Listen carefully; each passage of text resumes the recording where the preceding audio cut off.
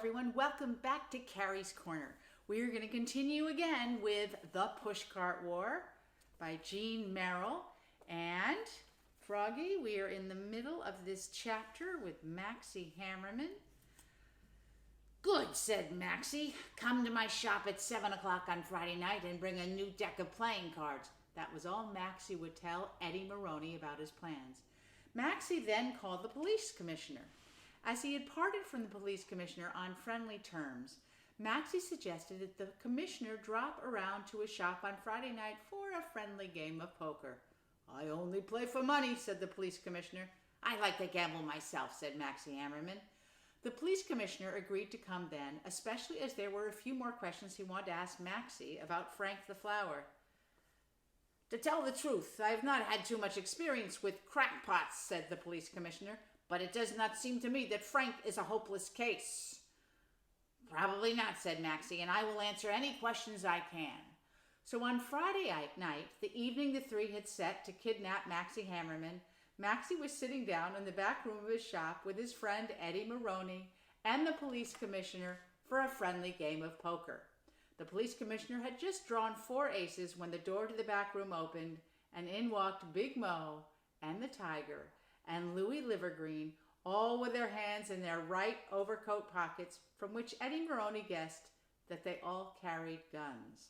The 3 were so surprised to see the police commissioner that they could not decide whether to take their hands out of their pockets or not.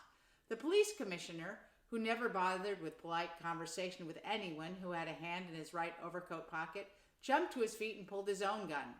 However, before the police commissioner could shoot, Maxie stepped in front of him and said, Hello, Mo. Hello, Louie. Hello, Walter the Tiger. I have been expecting you. As the 3 had never set eyes on Maxie Hammerman in person before, and as he, to their knowledge, had never set eyes on them, Maxie's calling them by their first names scared even Louie Livergreen, and when Maxie held out his hand, Louie could not do anything but take his hand out of his pocket and shake Maxie's hand. Meet my friend, the police commissioner, Maxie said. Commissioner, these are my good friends who have just dropped in to play a little poker with us. Mo Mammoth is a friend of yours, said the police commissioner.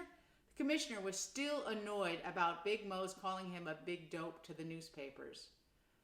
Poker playing friend, said Maxie. We have differences of opinion, but we get together for a friendly game of poker. As you perhaps know, Maxie explained to the police commissioner, Big Mo and the Tiger and Mr. Livergreen usually play a friendly game of cards with Mayor Emmett P. Cudd on Friday night. So we should be honored that they could come play at my shop instead. And before the 3 knew what was happening, Eddie Maroney was politely helping them off with their overcoats, which he hung up on the wall nearest Maxie Hammerman. The police commissioner started to put his gun back in his holster, but on second thought, laid it on the table beside him. There's just one little matter of business before we start our game, Maxie said as he shuffled the cards.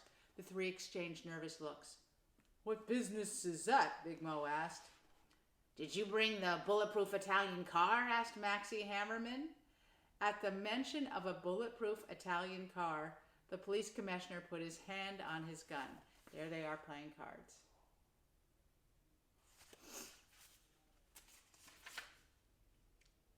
It's nothing to worry about, Maxie assured the police commissioner. It is just that Big Mo had agreed to sell me his bulletproof Italian car as he had no further need of it, whereas a man in my position cannot be too careful. You have the car outside? Maxie asked. It's in front of the shop, Big Mo said warily. Good, said Maxie Hammerman. Maybe I should have my friend, the police commissioner, fire 1 or 2 shots into the side to test whether it is really bulletproof. However, I trust you. Maxie took a check from his pocket and laid it on the table. I have here a check for $14.50 made out to Mr. Mo Mammoth for 1 bulletproof Italian car. Is that correct? Big Mo is selling you a bulletproof car for $14.50, said the police commissioner suspiciously. It's second-hand, said Maxie, and we are friends. He passed the check across the table to Big Mo. Big Mo looked at Louie Livergreen to see what he should do, but Louie was watching the police commissioner tapping the handle of his gun and offered no advice. Take it, whispered the Tiger. So Big Mo picked up the check. If you will just give me a receipt, said Maxie Hammerman, saying paid in full for 1 bulletproof Italian car second hand, we can get on with the big card game. Eddie Maroney gave Big Mo a pen, and Big Mo wrote out the receipt. "I hope everybody has had a good week's business," said Maxie as he dealt the cards, "and can afford to make a few sporting bets, as I promised my friend the police commissioner a good game." "I hope so too," said the police commissioner, scowling at Big Mo. "I have never liked a man who talks like a big shot to the newspapers and then makes very small bets when he's at the poker table." With the police commissioner's gun on the table and their overcoats on the wall beside Maxie Hammerman, the three did not want to annoy the police commissioner by making any small bets. Fortunately, it was Friday night, and the three had in their pockets whatever amount of their profits they took home with them at the end of every week. "Of course it has been a bad week," said Big Mo, in case the police commissioner did not think the bets were big enough. The police commissioner won the first three hands. His winnings were $237, most of which he won from the three, as Eddie and Maxie did not bet much on the first three hands. "For a big dope, you're a pretty good poker player," Maxie said to the police commissioner. The police commissioner did not mind Maxie Hammerman calling him a big dope. Eddie Maroney won the next hand and got $42 from Louis Livergreen. Louis had 3 queens and Eddie Maroney only had 2 jacks. But Eddie was so determined not to give in to Louis that Louis got nervous and threw in his hand. Then Maxie Hammerman started winning. He won every one of the next 10 hands, winning each time larger amounts as the three made bigger and bigger bets, hoping to stop Maxie.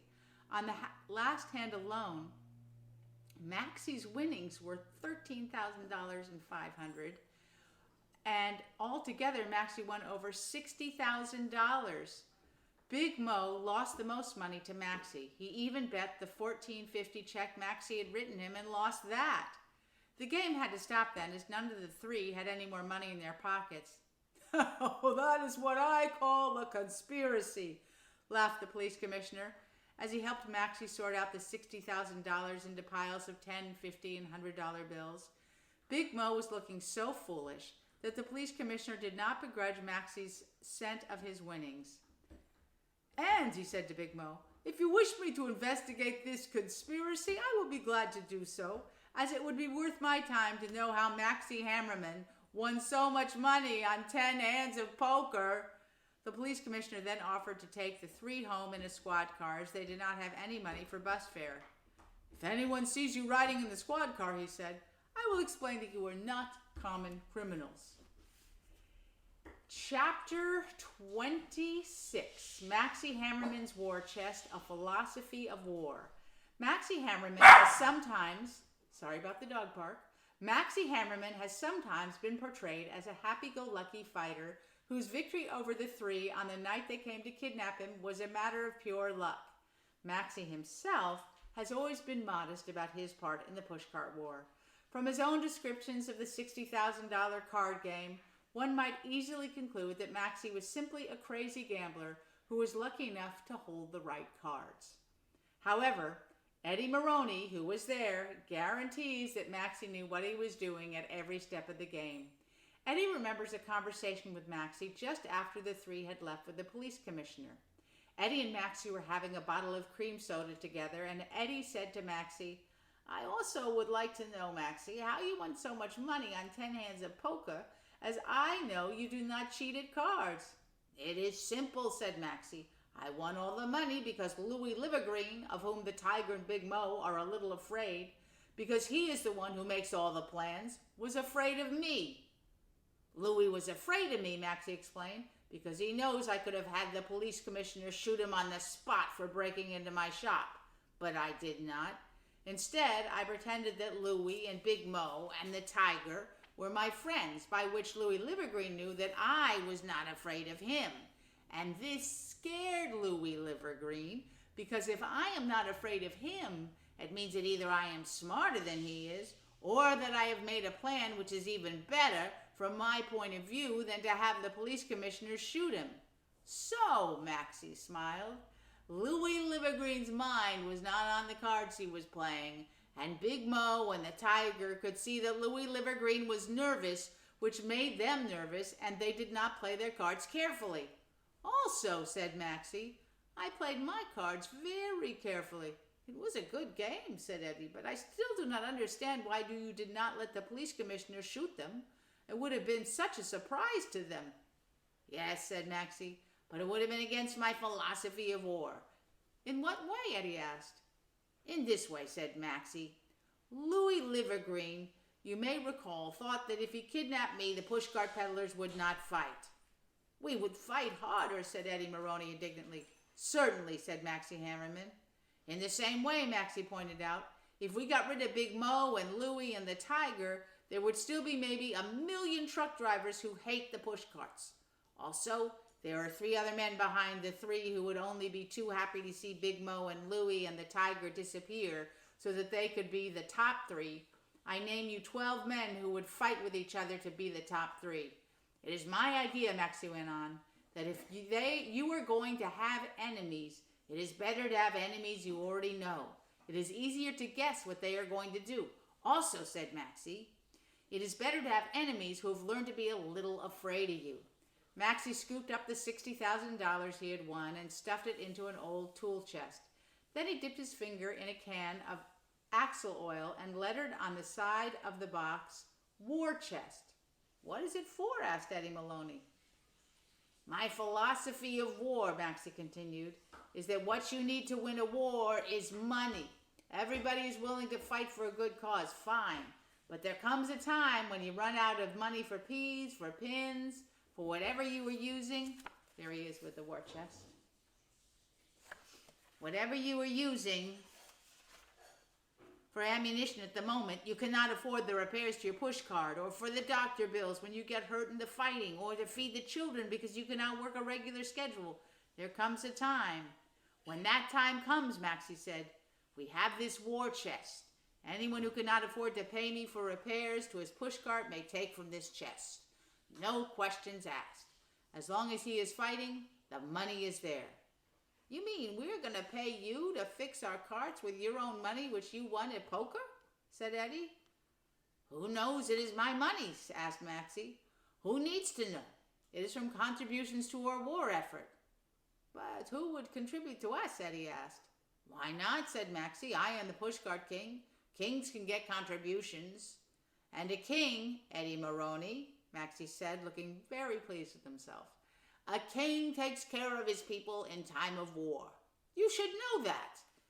Eddie Maroney pulled from his pocket the $42 he had won from Louis Livergreen and gave it to Maxie Hammerman. It is my contribution, Eddie said. To the pushcart king for the Pushcart War, he added. And that brings us to the end of the chapter. We will start next time on chapter 27, The Truck Driver's Manifesto. Hope you have a great rest of your day and week. See you next time. Bye-bye.